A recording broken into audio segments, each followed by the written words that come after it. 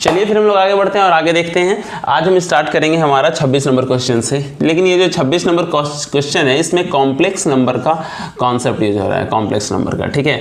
तो इस चीज़ को हम लोग अभी थोड़ी देर के लिए इसको स्किप करते हैं, जब हम लोग कॉम्प्लेक्स नंबर पढ़ेंगे तो करेंगे। तो आप अपना असाइनमेंट को अगर आप प्रिंट आउट करते हैं या फिर अगर आप उसको PDF ही रखते हैं तो इसमें स्टार मार्क कर लीजिए। हम जब कॉम्प्लेक्स नंबर करेंगे तो इसको करेंगे। एक क्वेश्चन मैंने आपको और स्टार मार्क कराया था जिसमें एक डोमेन निकालना था अभी, ठीक है। तो ये एक दो क्वेश्चन जो आएगा उसको स्टार मार्क कीजिए, बाकी जब हम लोग उस चैप्टर को पढ़ेंगे तो कवर करेंगे। चलिए अभी लेट नहीं करते हैं और आगे बढ़ते हैं। अगला क्वेश्चन हम लोग देखते हैं, ठीक है, 27 नंबर क्वेश्चन। चलिए आगे बढ़ते हैं और हम लोग देखते हैं हमारा 27वां नंबर क्वेश्चन। 27वां नंबर क्वेश्चन ये कह रहा है कि कोई A और B है, रूट है x² + px + 1 का, ठीक है। और कोई और C और D है, ये है रूट है x² + qx + 1 का, ठीक है।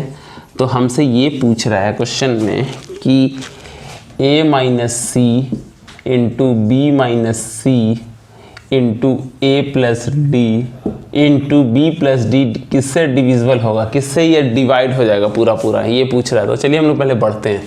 पहले हम आपको बताएं हर क्वेश्चन में कि हमें सम ऑफ रूट और प्रोडक्ट ऑफ रूट ही जानना है, ठीक है। तो पहले बारे में ABC लिखाइए।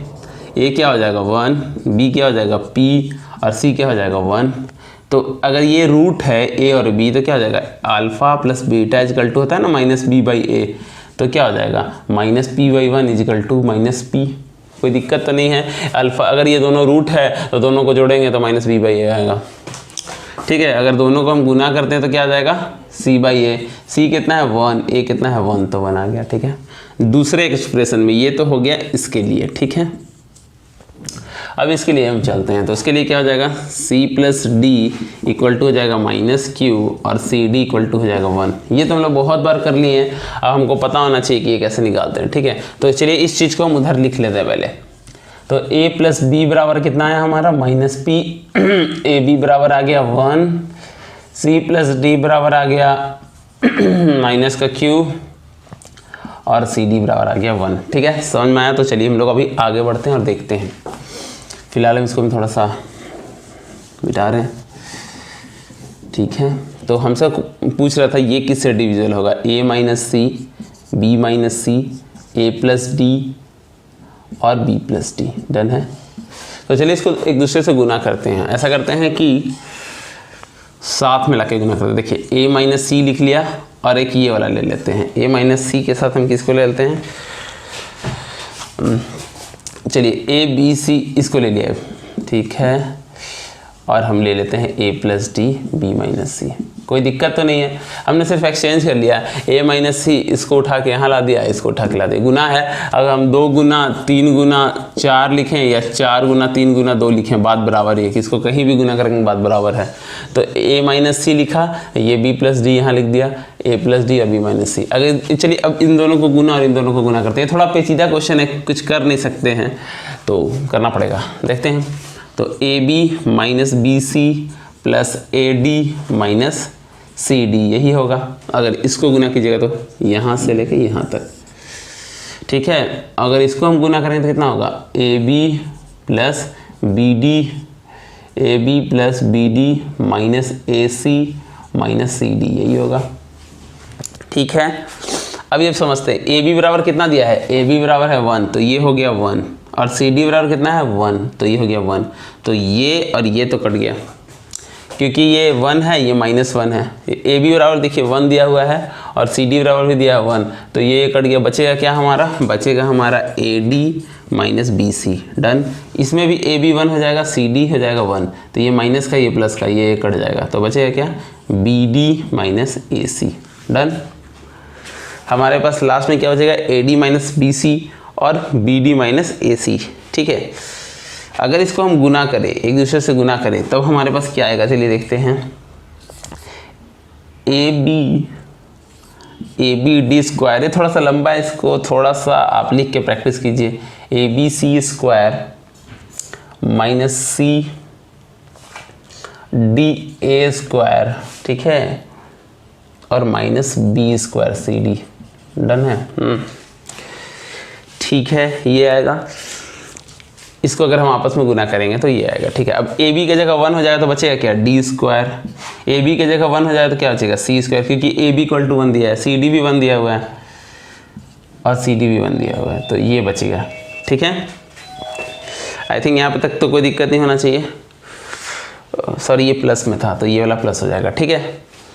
तो चलिए फिर इसके बाद हम लोग आगे बढ़ते हैं। तो अगर इसको हम ऐसे लिख सकते हैं, ए सी प्लस डी का होल स्क्वायर माइनस ए प्लस बी का होल स्क्वायर। क्यों लिख सकते हैं ऐसा, क्योंकि अगर इसको हम सॉल्व करेंगे तो क्या आएगा, डी स्क्वायर प्लस सी स्क्वायर प्लस 2cd, और इसको अगर हम सॉल्व करेंगे तो आएगा माइनस का ए स्क्वायर माइनस का बी स्क्वायर माइनस 2ab, ठीक है।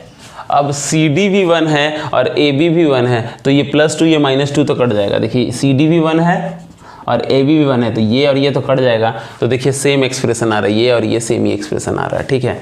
तो अब ये कौन सा फार्मूला हो गया हमारा, ए स्क्वायर माइनस बी स्क्वायर और क्या होता है, ए प्लस बी इंटू ए माइनस बी, यही होता है, डन। तो हमारे क्या हो जाएगा, एक तो हो जाएगा a plus b plus c plus d, और एक हो जाएगा a c plus d minus a minus b, ठीक है।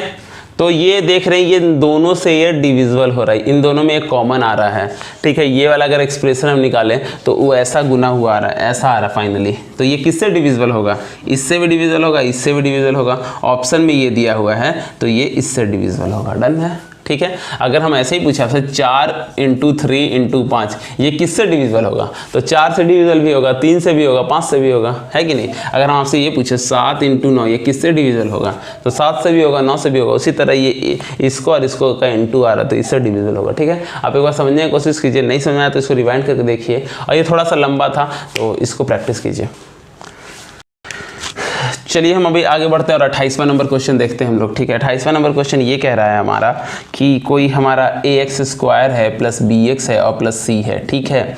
अगर इसमें हम f-1 डालें तो ये लेस देन 1 होना चाहिए, और f1 डालें तो ये ग्रेटर देन -1 होना चाहिए, और f3 डालें तो ये लेस देन -4 होना चाहिए। तो हमारा a का वैल्यू पूछ रहा है, a 0 से बड़ा होगा, a 0 से छोटा होगा। साइन ए का नहीं बता सकते, sign of a can't be determined और नन ऑफ दीज, ठीक है। हमसे क्या बोल रहा है कि अगर हम x का जगह -1 डालेंगे तो ये जो चीज़ आएगा वो 1 से छोटा होगा, ठीक है। x का जगह 1 डालेंगे तो ये -1 से बड़ा होना चाहिए, x का जगह 3 डालेंगे तो ये -4 से छोटा होना चाहिए, डन है। तो सपोज हमारा है ये वाला चीज़। अब इसमें हम पहले -1 डालते हैं, चलिए -1 डालेंगे तो क्या हो जाएगा, तो a का जगह -1 डालना है, चलिए डाल दिए, b × -1 in plus C, done.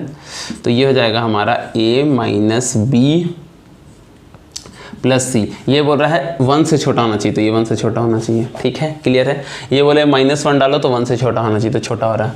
अब एक बार 1 डालते हैं, चलिए अब 1 डालेंगे तो क्या हो जाएगा, a 1 का स्क्वायर प्लस b × 1 प्लस सी, तो क्या आ जाएगा a प्लस बी प्लस सी। ये किससे बड़ा होना चाहिए, -1 से बड़ा होना चाहिए, डन। और तीसरा क्वेश्चन दिया है, इसमें 3 डालिए, तो 3 डालेंगे तो क्या होगा, 3 डालेंगे तो a × 3 का स्क्वायर प्लस b × 3 प्लस सी, ठीक है। ये किससे बड़ा होना चाहिए, ये किससे छोटा होना चाहिए, -4 से छोटा होना चाहिए। चलिए देखते हैं होता है। तो 9a plus 3b plus c is less than -4, done. तो हमारे पास 3 इक्वेशन क्या आ गया, एक इक्वेशन आया ये, एक इक्वेशन आया ये, और एक आया ये, ठीक है।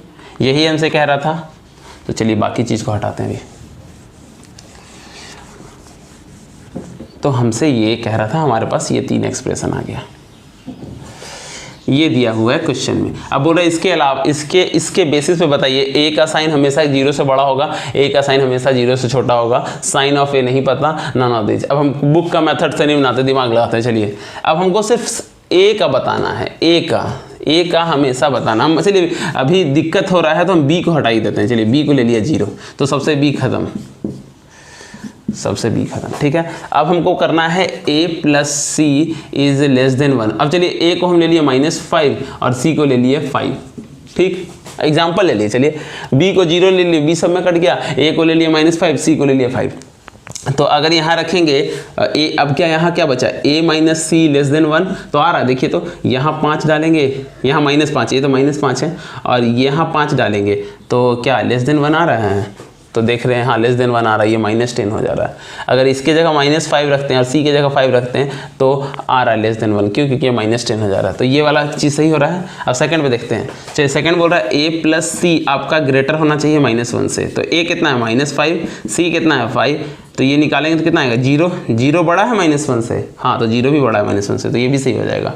अब लास्ट चलते हैं, 9a plus c is less than -4, तो c कितना है 5 और a कितना है -5, तो इसको अगर हम सॉल्व करें तो ये कितना हो जाएगा 45, और 45 में से +5 तो -40, डन। -40 छोटा है -4 से, हाँ भाई तो छोटा भी है, तो इसके हिसाब से हम देख रहे हैं कि a का वैल्यू जब माइनस में रखे थे तो तीनों का तीनों मैच हो गया, तो a का वैल्यू माइनस में होगा, a के वैल्यू माइनस में रखने से तीनों सॉल्व हो गया, तो a का वैल्यू माइनस में होगा। ठीक है, समझ में आया, तो चलिए आगे बढ़ते हैं। चलिए हम लोग आगे बढ़ते हैं और अगला क्वेश्चन देखते हैं। अगला क्वेश्चन कह रहा है ये हमारे पास कि तुम्हारा कोई x² है प्लस ax है और प्लस a + 1 है, ये इक्वेशन है, इसका जो रूट है वो है इंटीग्रल, तो a का कितना वैल्यू होगा 1 2 3 4, समझिए। पहले समझते हैं क्या कह रहा है कि ये इक्वेशन है, इसका इंटीग्रल वैल्यू है। इंटीग्रल वैल्यू कहने का मतलब कि इंटीजर में है 2 3 4 5 6 7 8 9, ऐसा नहीं है कि 2.5 और 3.5 पॉइंट में नहीं है, जो भी इसका रूट आएगा वो रूट होगा पॉइंट में नहीं, वो होगा इंटीजर में। ठीक है, इसके लिए हम एक कंडीशन लिखाए थे आपको, अगर याद है तो ठीक है, नहीं याद है तो आप अभी लिख लीजिए, इंटीग्रल रूट्स आने का एक कंडीशन है कि d का परफेक्ट स्क्वायर होना जरूरी है। क्या होना चाहिए, परफेक्ट स्क्वायर होना जरूरी है। क्यों, ये भी चलिए हम बताते हैं शॉर्ट में, क्योंकि हम बताए थे हमारा x का 2 वैल्यू होता है, क्या होता है -b plus √d divided by 2a, एक यही होता है, और एक होता है -b 2a, यही होता है। अगर d परफेक्ट स्क्वायर नहीं होगा, परफेक्ट स्क्वायर वो नंबर जिसका स्क्वायर रूट परफेक्ट निकलता है, जैसे कि 25 इसका स्क्वायर रूट 5 होता है, 36 इसका रूट 6 होता है, हमारा 16 इसका 4 होता है, लेकिन 15 का स्क्वायर रूट नहीं निकलेगा अच्छा से, मतलब पॉइंट में आएगा। तो अगर ये परफेक्ट स्क्वायर होता तब तो ये ओके आता, ये परफेक्ट स्क्वायर होता तो ये ओके आता, लेकिन अगर ये परफेक्ट स्क्वायर नहीं, अगर 15 हो जाए तो दिक्कत है। तो इसके लिए क्या कंडीशन है, इंटीग्रल रूट वाले के लिए d का परफेक्ट स्क्वायर होना जरूरी है। ये को हम ऑलरेडी कराए हैं, अगर इसमें दिक्कत है तो आप एक बार वीडियो को रिवाइंड करिएगा, देखिएगा, इसे देखने की जरूरत नहीं, हम बता ही दिए कि अगर परफेक्ट स्क्वायर होना जरूरी है। तो चलिए इसको मिटाते हैं। ठीक है, तो मतलब कि क्या है, इसमें हम पहले लिखते हैं इसका a क्या है, a हो गया 1, b क्या है, b हो गया a, और c जो बाकी जो बचा ये c हो गया, ये b हो गया और ये a हो गया, डन है। अभी इसका d क्या निकलेगा, d बराबर हमने पढ़ा था b² - 4 × a × c, डन। तो a² - 4 × a1 है, c a + 1 है, डन, यही होगा। अभी अगर इसको हम सॉल्व करें तो क्या निकलेगा, a² - 4a - 4, डन। इसको होना चाहिए स्क्वायर, मतलब ये स्क्वायर हो, मतलब ये 25 हो, ये वाला चीज़ जो निकले 25 हो, 36 हो, 49 हो, 64 हो, लेकिन ऐसा ना हो कि जिसका स्क्वायर रूट परफेक्ट नहीं निकाला जा सकता है। ठीक है, तो अभी के लिए हम इसको क्या करेंगे, जैसा कि दिया हुआ है, अभी ट्रेडिशनल वे में थोड़ा इसको समझते हैं। इसको समझ लीजिए कि कोई सा भी एक नंबर होना चाहिए, लेकिन वो नंबर स्क्वायर में आना चाहिए।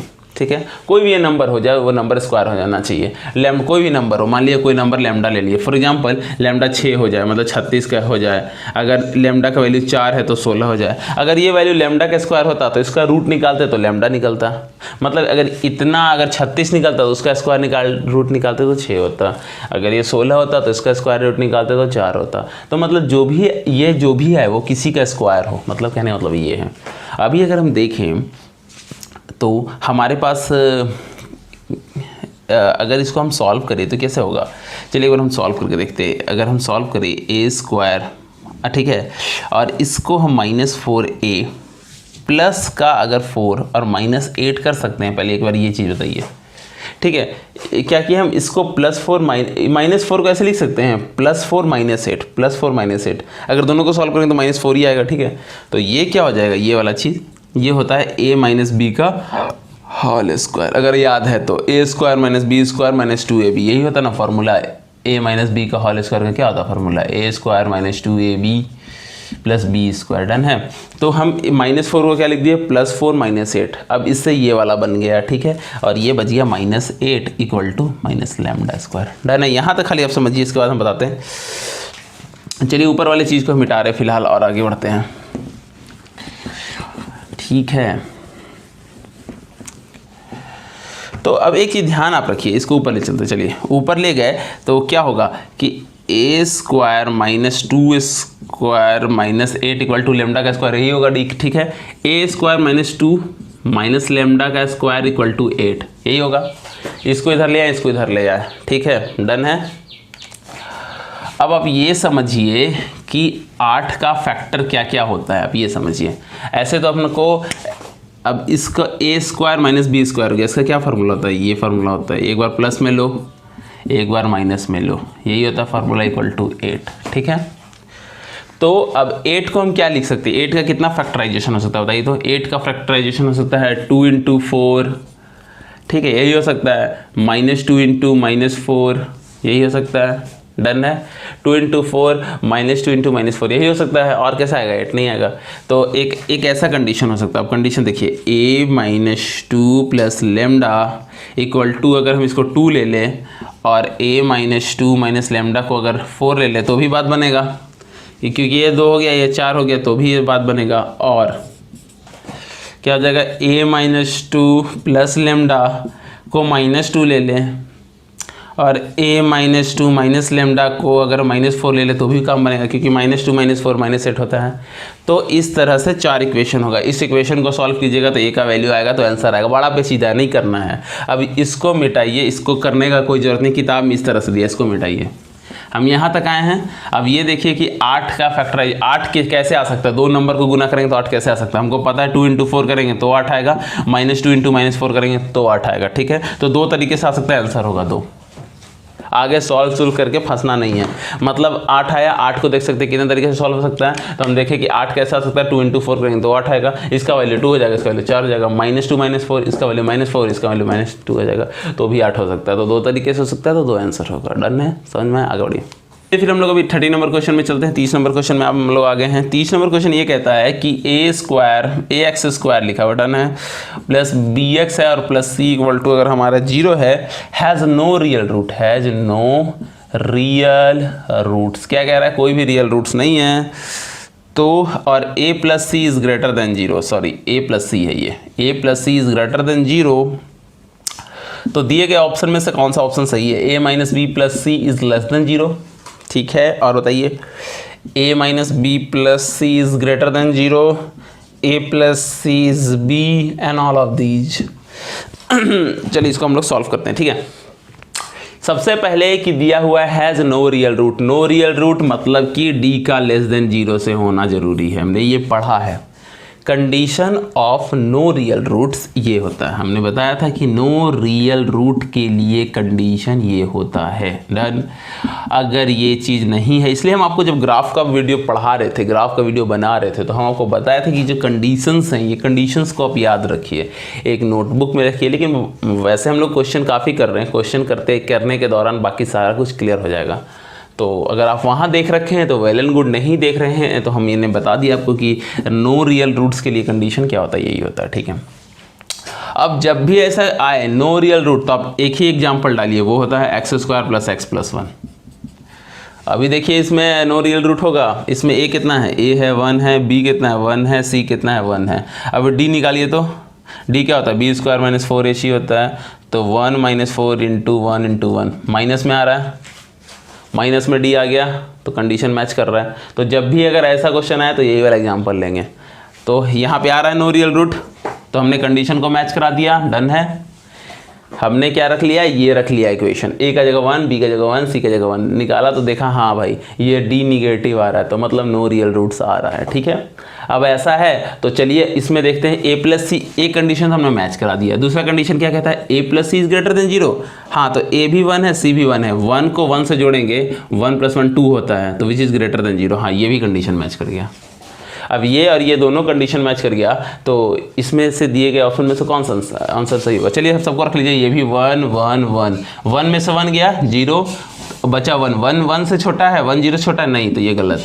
अब यहाँ रखिए 1 - 1 + 1, तो ये तो कट जाएगा। 1 0 से बड़ा है, हाँ बड़ा है, तो आंसर हो जाएगा यही। समझ में आया कैसे करना है, ट्रिक था, आप सॉल्व कीजिए, बताइए आगे। चलिए आगे बढ़ते हैं,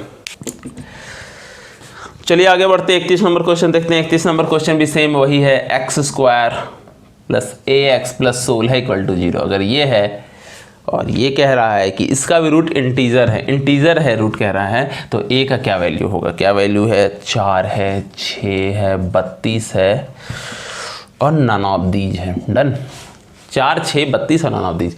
तो चलिए अब हम आपको बताते हैं क्या है क्या नहीं है। अब जब ऐसा रहे तो अभी इसके लिए इंटीजर रूट बोल रहा है, इंटीजर रूट बोल रहा है मतलब d का परफेक्ट स्क्वायर होना जरूरी है। अभी हमने बनाया क्वेश्चन, क्या होना चाहिए, परफेक्ट स्क्वायर, यही होगा। तो चलिए इसका d निकालते हैं, d क्या होगा 20। अब हम इतना लिखना नहीं चाह रहे, अब आपको पता होना चाहिए a क्या होगा 1, b क्या होगा a, c क्या होगा 16। हमने बहुत बार इस तरह का क्वेश्चन कर लिया, ठीक है। तो b² - 4 × c डन है, तो a² - 4 × 16, ठीक है। तो ये आ गया a² - 64, ठीक है। अब अगेन इसको कोई लेमडा स्क्वायर होना चाहिए, डन। अभी हमने पढ़ा था कि जो भी वैल्यू निकले वो किसी न किसी चीज़ का स्क्वायर हो, ठीक है। तो अगर हम देखें तो a², इसको इधर ले आते हैं लैम्डा को और इसको ले आते हैं 64। अब हमने आपको क्या बताया था 64 कितने तरीके से आ सकता है वो देखिए। तो आएगा 1 × 64, 2 × 32 और क्या आएगा बताइए 4 × 16 और किसी तरह से आ सकता है क्या, अब 3 से तो आएगा नहीं। तो और बताइए 4 × 16 8 में आएगा ना, 8 × 8 8 8 64, यही आ सकता है। डन है। 1 वाले को नहीं लेते, इतना ध्यान रखिए, 1 वाले को नहीं लेंगे, इसको नहीं लेंगे, इतना भी याद रखिए। पिछले बार 1 नहीं आ रहा था, बाकी बचा 1 2 3 आया। अब इसका प्लस है तो माइनस वाला भी आएगा, पिछले बार हमने पढ़ा था माइनस वाला भी आएगा। अब ये देखिए 64 लाना है, 2 नंबर को गुना करें, कैसे आएगा, 2 को 32 से गुना करेंगे तो 64 आएगा, 4 को 16 से गुना करेंगे तो 64 आएगा, 8 को 8 से गुना करेंगे तो 64 आएगा, माइनस भी तो प्लस हो जाएगा, 2 को 32 से गुना करेंगे 64 आएगा, 4 को 16 से गुना करेंगे तो 64 आएगा, 8 को 8 से गुना करेंगे तो 64 आएगा। 1 वाले को नहीं लेते तो कितना आया 6, आंसर आ गया 6। समझ में आया। चलिए आगे बढ़ते हैं। चलिए हम लोग फिलहाल आगे बढ़ते हैं और अगला क्वेश्चन देखते हैं। जो अगला क्वेश्चन कह रहा है हमारे पास, वो कह रहा है कि 32 नंबर क्वेश्चन है, ये कह रहा है कि set of value of a, set of values of a, क्या कह रहा है, set of values of a for which the root of equation, क्या रूट है, x² - 2x + a² lies between root of equation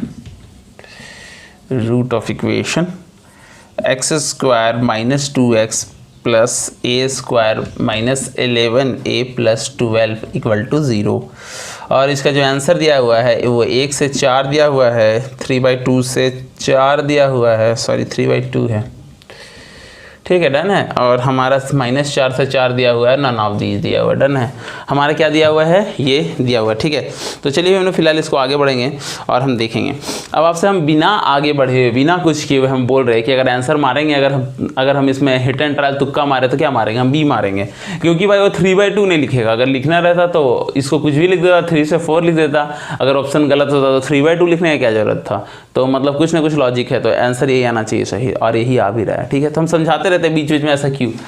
तो चलिए अभी हम आगे बढ़ते हैं और ये देखते हैं कि ये कह रहा है कि जो इसका रूट है वो इसके बीच में लाइज करता है, इसके रूट के बीच में लाइज करता है, ये कह रहा है। अब कंडीशन बताइए कि कोई भी नंबर किसी रूट के अंदर लाइज, किसी 2 नंबर रूट के अंदर लाइज करता है। हम पढ़े थे कि मान लीजिए ये हमारा क्वाड्रेटिक इक्वेशन है और ये एक रूट है, ये एक रूट है। डन। अगर कोई सा भी रूट यहाँ पे है, लाइज करता है बीच में, तो क्या हो जाएगा, एफ ऑफ, अगर ये के है तो k = 0 होगा, क्योंकि देख रहे हैं इस पे नीचे आ रहा है। यही हम पढ़े थे, कंडीशन तो हमने यही पढ़ा था ना, कि अगर कोई नंबर दोनों रूट के बीच में लाइज करेगा तो वो देख रहे हो नीचे आ रहा है नीचे, तो यही वाला कंडीशन हो गया, हमने यही पढ़ा था। तो चलिए अगर हम पहले करते हैं स्टार्ट, उसके बाद हम देखते हैं। पहले तो ये कह रहा है कि इसका जो भी रूट निकलेगा, मान लीजिए 2 निकले, 5 निकले, 10 निकले, वो इसके रूट के बीच में होगा। तो मान लीजिए इसका रूट कोई अल्फा है, मान के अभी चलते हैं, तो क्या हो जाएगा, α² - 2α + a² = 0। तो α - सॉरी, अगर शायद ये ऊपर वाला माइनस में है, हाँ ये माइनस में है, हाँ तो ये माइनस में है, तो -2 अल्फा इजकल टू a² हो जाएगा। अब यहाँ तक हम समझ के रखते हैं, डन है। अब अल्फ़ा अगर इसके बीच में लाइज करता है तो f of alpha is less then 0 होना चाहिए, हमने यही पढ़ा था, ठीक है। तो चलिए इसमें हम डालते हैं और देखते हैं कैसे लेस ऑफ 0 होना चाहिए। अल्फ़ा डाल दीजिए, तो अल्फ़ा का स्क्वायर x की जगह अल्फ़ा डाल रहे हैं, -2 into alpha plus a² -11a plus 12 is less then 0, done है। और यहाँ से यहाँ तक का वैल्यू दिया है a², मतलब ये वाला वैल्यू है a², देखिए यहाँ से आ रहा है, डन है। तो a² plus a² -11a plus 12 is less then 0, तो 2a² -11a plus 12 is less then 0, done है। अब अगर इसको हम सॉल्व करें तो क्या आएगा, सॉल्व करेंगे तो आएगा 2a - 3 और a - 4 इज़ लेस देन 0। अब हम हर बार कहते हैं इस स्टेप में, अगर इस स्टेप में आने में दिक्कत है यहाँ से यहाँ, तो आप 6, 7, 8 का पढ़िए किताब, डन है। तो यहाँ से a का वैल्यू आ गया 3/4 और a का वैल्यू आ गया 4, तो आंसर आएगा ये, सॉरी 3/2, हम 4 क्यों लिख रहे पता नहीं, तो 3/2 और 4 आएगा इसका आंसर। समझ में आया? नहीं आया तो इसको आप रिवाइंड करिए, फिर से एक बार देखिए। तो फिलहाल अभी हम लोग आगे बढ़ते हैं और देखते हैं, चलिए आगे बढ़ते हैं और हम लोग 33 नंबर क्वेश्चन देखते हैं। 33 नंबर क्वेश्चन कहता है x³ + 3x प्लस हमारा 1 = 0। इसमें पूछ रहा है कितना रैशनल रूट है, कितना इर्रेशनल रूट है। रैशनल रूट वो होता है जिसको हम लोग p/q के फॉर्म में लिख सकते हैं, मतलब 2/1 हो गया, 3/2 हो गया, 6/18 हो गया, कुछ भी हो गया, इसको p/q में लिख सकते हैं। जो रूट में नहीं हो वो सारा रैशनल है, हमने बताया था आपको, जो रूट में नहीं हो वो सारा रैशनल है।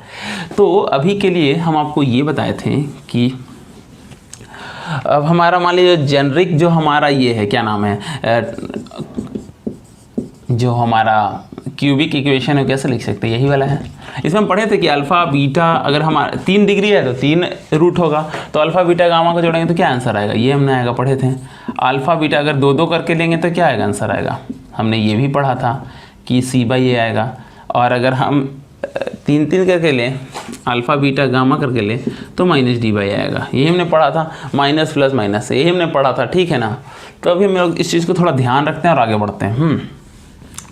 तो मान लिए कि हमारा जैसे कि अगर इसमें से कोई एक रूट p/q के फॉर्म में होता, कोई सा भी रूट हम मान के चलते हैं, तो इसको कैसे लिखते हैं, x³ - 3x, यहाँ पे कुछ होता p/q ऐसा टाइप का होता। अगर ऐसा होता तो ये ऐसा होता है, ये q इससे गुना हो जाता, ऐसा हो जाता, ठीक है। मतलब ये जो भी p है, अब ये देख रहे हैं q के जगह x³ के जगह है हमारा x³, तो मतलब q का वैल्यू 1 होगा, p के जगह 1 है तो मतलब p का वैल्यू भी 1 होगा, यही हो सकता है।